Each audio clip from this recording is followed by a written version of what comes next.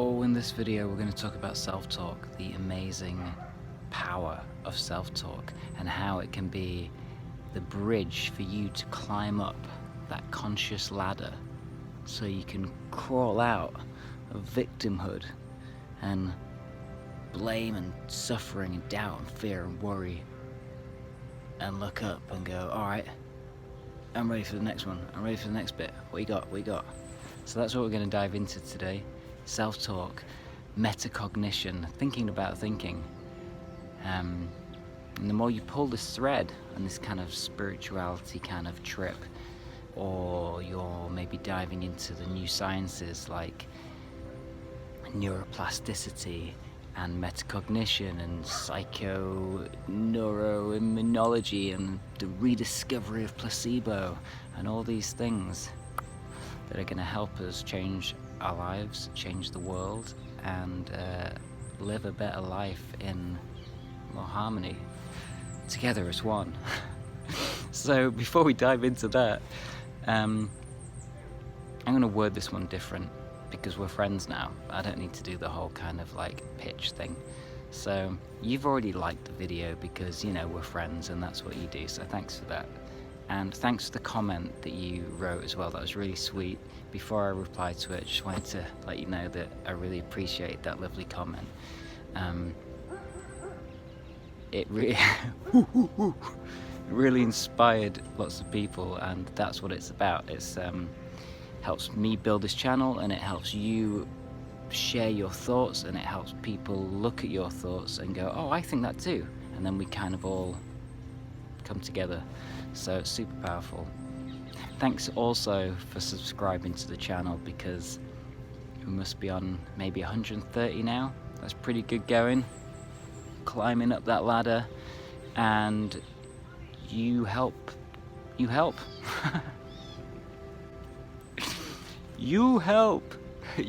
me, I help you, together we help each other.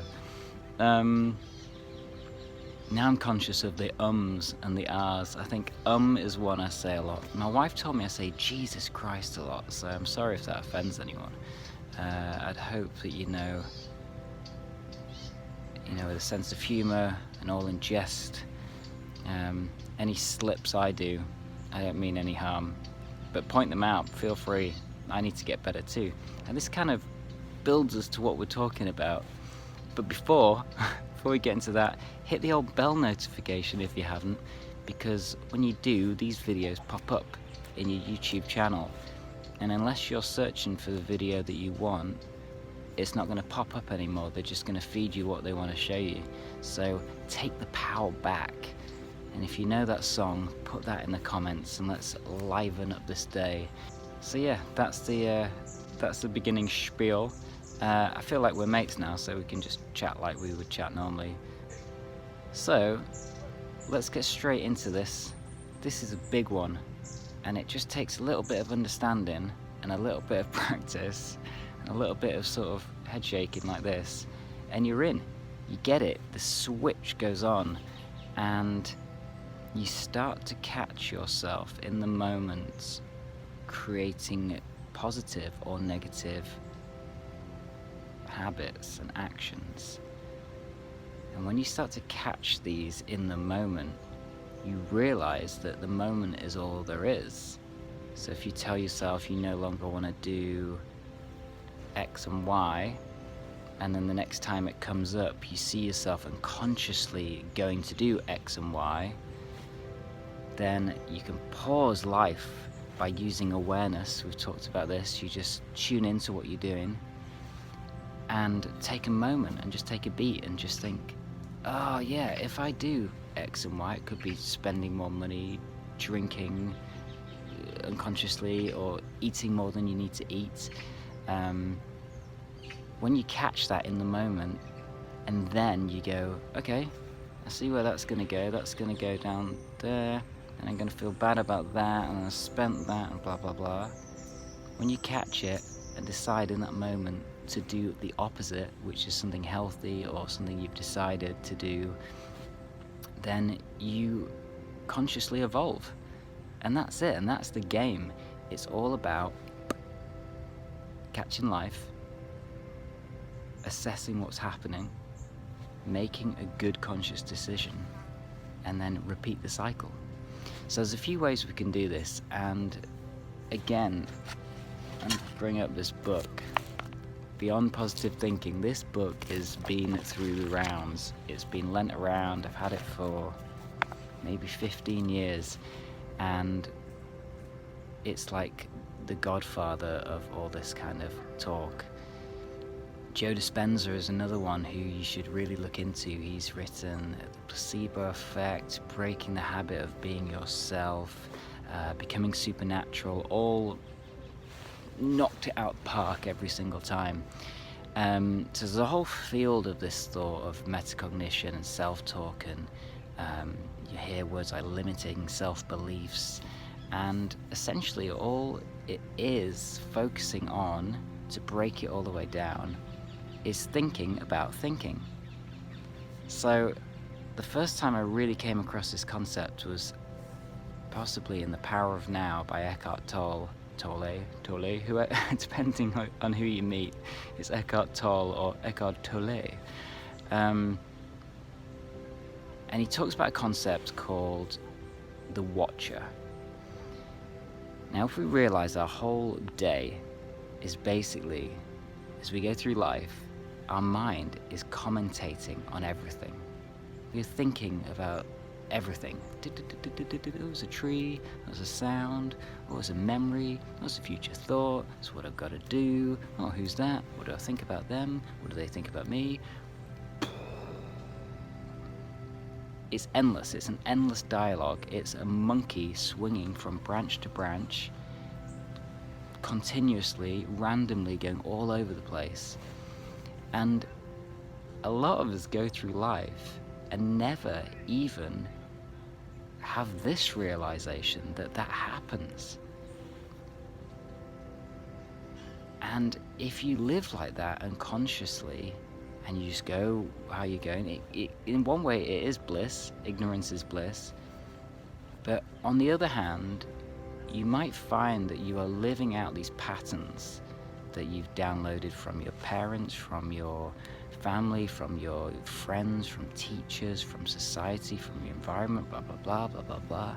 And it soaks up, especially from, I think we say, from maybe 7 years old, might be even younger. You know, that's your download time when you soak up everything.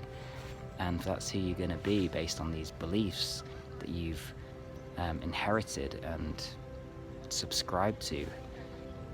And so what we can do by using these sciences and looking into all this stuff like self-talk is to just have that conversation with ourselves and go, okay, what am I thinking about? What is happening up here? What are the programs that I run? What are the beliefs that I think about? What is going in? And what is so much going in. What is going in? And what do I believe to be true? So in the last video we had, I said get a list and catch any negative thoughts. Catch them like a butterfly or like a daddy long legs, and catch them in the moment. Oh God, you're so stupid. Catch it. Okay, I'm not so stupid. That's just something I've told myself for years and years. That's one I used to tell myself for years and years and years. It's just an old habit, it's an old memory of being dyslexic. I laugh because, well, you know, dyslexic people will get it, but you know, it's such a different way of living, and it brings a lot of pain and a lot of suffering when you can't communicate yourself very well. And then when you realize it's a superpower, then, you know, that's why I'm laughing, because dyslexia was one of the greatest gifts I ever got given. Got given? That's another conversation. Inherited, whatever. So you catch this thought, I'm so stupid. You change it in your head to, you know, you just have that quick conversation. Oh yeah, that's what I used to think. I'm changing that now. So I love myself, I'm a genius and I apply my wisdom. whatever comes to mind, and then you let it go. Instead of going, I hate myself, oh fucking hell, I should have said that. So that's how we catch it. And then when we see these reoccurring thoughts, we write them down on a list, and have this list called my healing list, my healing portal, my healing channel, my, something that makes you feel good. Is when you look at this list, you've got a load of stuff written down that's heavy, that you're saying to yourself a lot. I'm too fat, I'm too skinny, I'm too poor.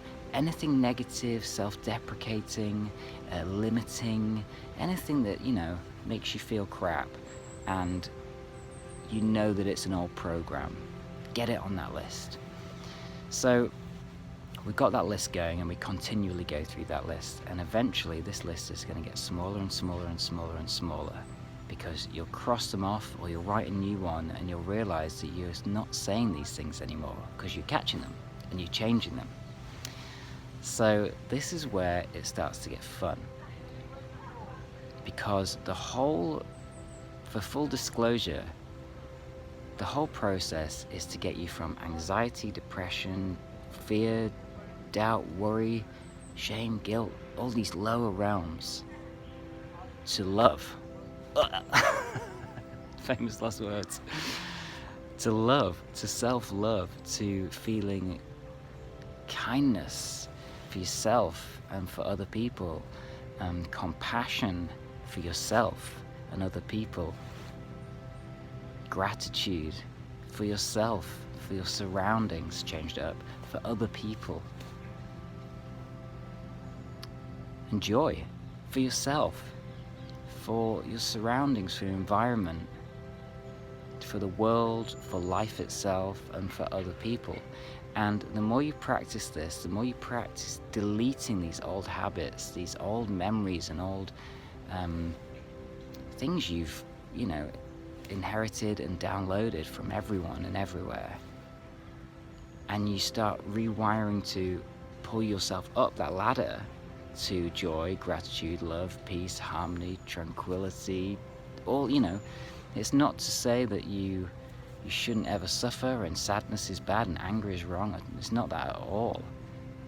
It's about climbing up, being in that higher vibration, so when you see people, they smile. Right? Just look at it like that. When you see a friend or a family member, do you want to leave them sad or happy? So let's do the maths here. All you need to do is make sure that you're happy and feeling good and proud of yourself and love yourself. And then when you see your friends and family, or when I'm seeing you now, I'm in a state of joy. Can you tell? And you feel that. You feel that energy. It's energy. It's vibration. And this is what the new science is. This is what the new science is. They're figuring out for us. The ancients knew it millennia ago, but we need to catch up. So this is where we are. Spirituality, just talking about love, harmony, and peace, essentially, and science is now coming together and joining hands in harmony and building the machine so we can prove all this old stuff. So the Western world specifically, or the modern world, let's say, rather, can catch up and go, oh yeah, okay.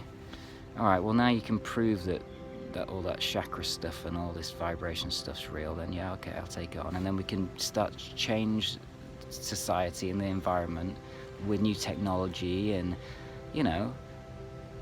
we can start businesses from a loving place, and we can start relationships from a loving place with strong foundations rather than out of greed, essentially, and power and scarcity. And this is how we'll do it. So we start with ourselves. So self-talk is one of the first building blocks to pull you out of victimhood. I feel like we'll jump into victimhood on another video, maybe next video. But for now, catch all of those thoughts. Think about what you're putting in. Music. I used to listen to heavy metal every day. It's brilliant. I'd never knock it. It's like therapy. It's like, if you like punk rock or heavy metal, it's no different to finding to someone finding peace painting or meditating. It is, you got to get it to get it. And for years, when I was going through, I just gulped, talking truth, so I'm gulping because my throat chakra is just going ping. So just letting you know, that kind of clears it for me. When I was going through my hard times with the naughty water and this, that, and the other, I was listening to heavy metal every day, and it's fueling, it's adrenalizing you. You're fueled on adrenaline. Your body is in a state of stress, essentially, and you're pumping, adrenaline through your adrenals, and it's, you're like this. And that's good in places. It's like going for a run, or, but if you listen to it constantly, then you're in a heightened state of stress. And that's just what the music is doing to your body. If you listen to mantra music, it does the opposite. It heals you. It puts you in a state where anxiety cannot exist within your being. So you listen to these mantras. I'll link one down below, actually. Check this one out. It's beautiful. If you just listen to it and absorb it, and you don't know the words, and you just tune into the vibration of it and switch off, it's like the opposite of heavy metal or punk rock or freeform jazz or whatever. Something that puts you in a kind of, and music is healing, and it's for joy as well. So we listen to it to be joyful. But I'm using this example because when I started getting into all this stuff, I noticed what the majority of the lyrics were in these songs. Mainly death and destruction and anarchy and all this sort of stuff, which as an art form is awesome. We're celebrating death, and which celebrates life, and destruction, which breeds, I'm fighting with a fly here, a wasp. Hey buddy, not now. Namyo Renge Kyo, Namyo Renge Kyo, Namyo Renge Kyo, Namyo Renge Kyo, Namyo Renge Kyo, Namyo Renge Kyo, Namyo Renge Kyo, Namyo Renge Kyo, Namyo Renge Kyo. And usually it works. Destruction makes way for building new foundations. So all these things are amazing, but they seep into your subconsciousness. So you've got your conscious thought, conscious mind, and you've got your subconscious mind. All these lyrics were just going round and round, and they're going round and round in my head, and I'm walking down the street going and singing this stuff in my head, and it's making my face like that, and it's making me angry. It's making me feel all this stuff because it's empowering, and it's amazing, and it's fun, it's exciting. But it's really, really stressing out my mind and body and leading me down some naughty paths. So when I figured this out, I completely unplugged metal, and I switched it up for Bob Marley, and I got into reggae, and I got into mantra music and ambient music and all this stuff, and just completely cut it off. It's an extreme way to go about it, but that's just kind of how I used to go through things. And I didn't listen to it for about 10 years. And it's only recently that I've brought heavy metal back in, because I'm in a place where I know what my thoughts are, I know who I am, I know where I'm going, I know what I let in and what I let out, and I can now listen to music again and enjoy it for what it is and embrace it without letting it take over my soul and my being. And you can do that if you want to let go and just listen to some music and trip out. But if you're walking through life and you're letting your music take over who you are, you're letting your thoughts about the news take over who you are, everything that's going on in the world right now is happening, but it doesn't mean that you need to allow it to take over your whole being, your whole day, your whole life. Same with food, same with gossip, same with worry, same with doubt, same with fear, same with pessimism.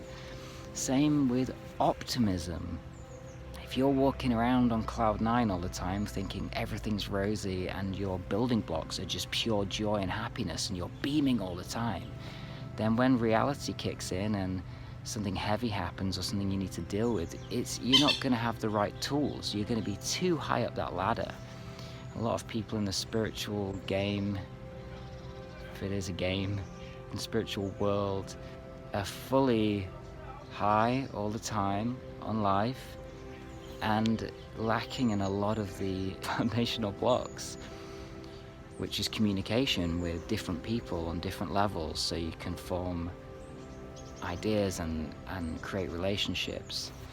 If you go too far on either side of the scale, you're limiting who you can allow into your environment.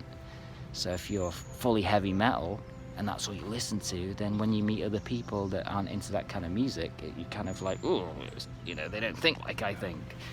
Or pop music, or if you're a food snob and you can't relate to people that don't know about, the amazing different types of food that you can eat from around the world. Look at your life. Look at what your niche is. Look at your micro niche of you and what you're into, and see where you can expand, and see where your self-talk is maybe blocking you into your own little bubble. I've been guilty of this. Sorry, it's just the birds coming to say hello. I've been guilty of this loads of times, and I kind of see the magnifying glass and tap out and go, okay, let's expand and call myself out as much as possible. So break down any walls that I have between people, be completely transparent. And when you get to this space of just being who you truly are, then when you see the thoughts come in and you think about the things you're reading, the things you're watching, the things you're saying, you paint a new picture of your world, and you live from a different place of existence. You live mainly in the now, and you find that your game of life is just almost falling out of the now into the future and coming back. And then, I'm in the past, then come back into the present. And you just kind of go through life like this in a kind of more slow motion sense, and you'll fall and you'll come back. And it's the middle way. This is an old Buddhist Taoist belief, is living the middle path, enjoying the highs, experiencing the lows and learning from the lows, and coming back to the present. And your self-talk and your awareness of your self-talk of the future, self-talk of the past, gossip, judgment, doubts, limiting beliefs, all of this stuff that we've talked about, that's all the stuff that you can kind of clean on. Catch it, clean on it, catch it, clean on it, until you have a direct link to the present moment. And a simple phrase like "be here now" can be your anchor back to the present moment. And if you keep catching your thoughts, you keep writing them down on that list, you keep commenting down below any new ones that come up, you keep watching these videos, you share them if you want to be absolutely totally awesome with someone that might, resonate with it and gain something from it. And you commit to this like Michael Jordan committed to basketball. You commit to this like any of the others who accomplished their dream. Commit to yourself and start with your self-talk and your observation. Become the watcher of yourself. Just observe. So until the next video, we'll dive a little bit deeper and deeper each week. But enjoy it. Enjoy the ride. Enjoy catching these thoughts and what you're saying to yourself. And it happens so quick. You will crawl out and go, oh my God, I was down there for a long time. And when you do, it's amazing. It's absolutely amazing. You'll never want to go back, and you'll never want to go back to gossip and judgment and doubt and worry and fear and all this stuff. You'll find yourself in it sometimes, and you'll use awareness to pull yourself out of it, and you'll feel proud about yourself. So I want to end this video by creating one more little fun thing to do, which is create an accomplishments list. This is that one, all the negative thoughts and habits and doubts and stuff. Oops, squirrel's back. And then this is your accomplishments list. Any little thing that you kind of feel good about, that you've done, that you've achieved, and you go, yeah, I caught that, I did well. Put it on your accomplishments list. Anything big, small, totally minor, just for you, fill up that list and hit it daily, just with little tiny things. Anything that makes you feel really good about yourself. Just anything at all. Get it on that list. And we're gonna start to build up this like ammo of tools and tips and techniques, so you can literally crawl out of anxiety, depression, fear, worry, doubt, all of these buzzwords that I keep on just reeling out, and for you essentially to live in a state of love, joy, peace, harmony, tranquility, equanimity. And I'll leave it there because that's a good half an hour of rambles in the woods. I was just thinking of Led Zeppelin, Ramble On. That's what I'm gonna go home to. So, been lovely to catch up. This has been a morning sunrise video. I'll be watching my self-talk today. I hope you will be too, and I'll see you on the next one. I don't know. Do I need a catchphrase or something to end these things? Peace, love, and have a great day.